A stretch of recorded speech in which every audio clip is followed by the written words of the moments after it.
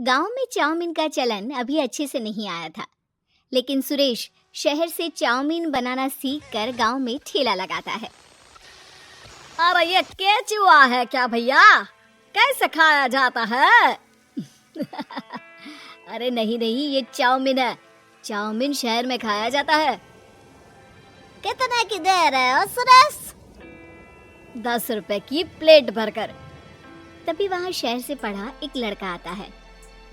जरा एक plate chowmein तो देना। सुरेश उसे चाउमीन देता है।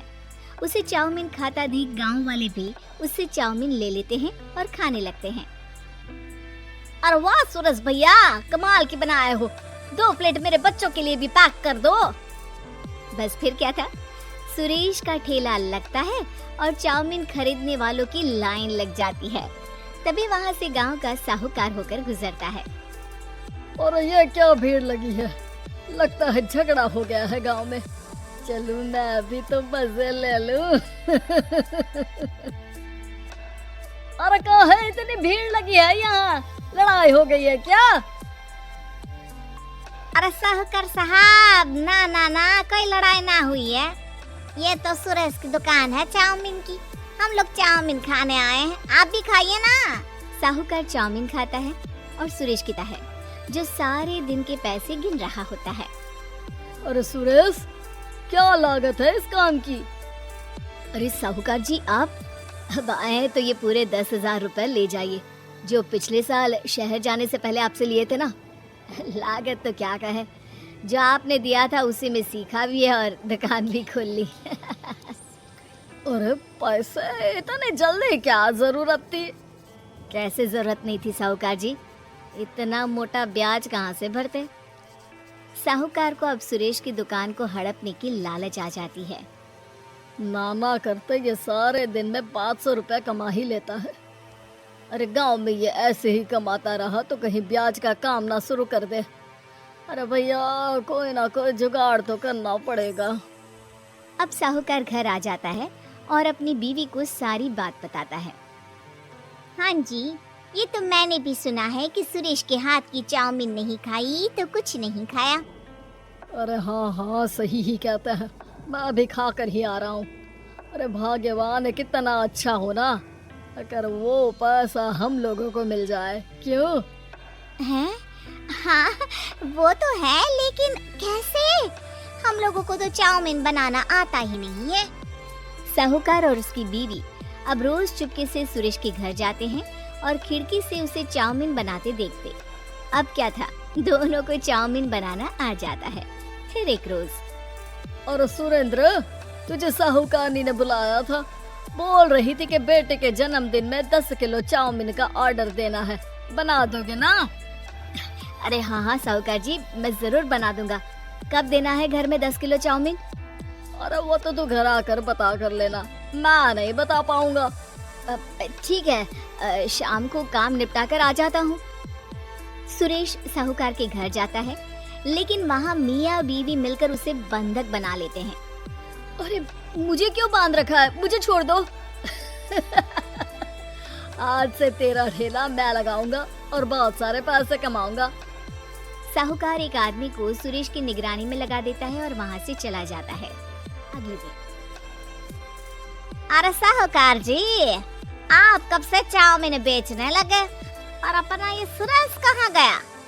और वो तो शहर गया है, उसका कोई काम निकल आया था। बोल रहा था कि जब तक वो ना आए तब तक मैं ही उसके ठेले का काम कर दूं।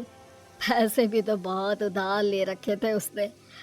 लगता है कर्जा भरने के डर से भाग गया है। अरे पर वो तो बोल रहा था कि उसने सारा कर्जा उतार दिया है, और वो क्यों भागेगा? इतना तो कमा रहा था। अरे मुझे क्या पता। अरे चाउमीन खाना है तो बोलो, नहीं तो भागो यहाँ से। अरे हाँ, दे दो।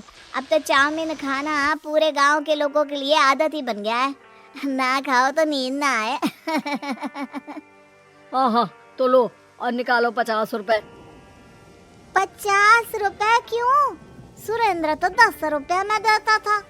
अरे वो पागल था, मैं थोड़ी ना हूँ।